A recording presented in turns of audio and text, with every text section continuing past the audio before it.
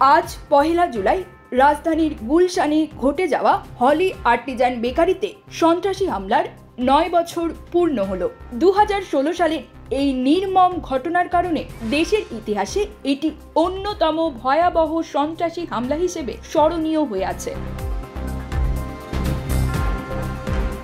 সেদিন রাত 8:45টার দিকে গুলশানের 79 নম্বর রোডের হলি আর্টিজান বেকারিতে 90 জেএমবির 5 সন্ত্রাসী ঢুকে নির্বিচারে গুলিবর্ষণ চালিয়ে অন্তত 22 জনকে হত্যা করে। নিহতদের মধ্যে 18 জন বিদেশি নাগরিক ছিলেন। তাদের মধ্যে 9 জন ইতালির, 7 জন জাপানের, 1 জন ভারতীয় এবং 3 জন বাংলাদেশি নাগরিক অন্তর্ভুক্ত ছিলেন। এছাড়া হামলায় 2 জন পুলিশ কর্মকর্তা প্রাণ হারান এবং আরও অনেকে আহত হন।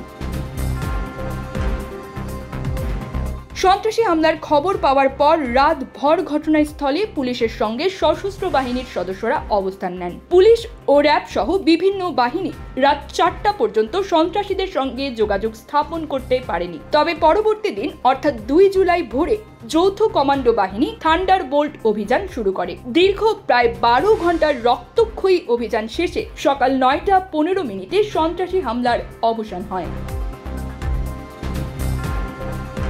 অভিযানে জড়িত 5 সন্ত্রাসী নিহত হয়। উদ্ধার করা হয় 4 বিদেশি সহ 13 জনকে। আইএস জঙ্গি গোষ্ঠী এই হামলার দায় স্বীকার করে তাদের মধ্যে 5 সদস্যকে তাদের সৈনিক বলে দাবি করেছিল।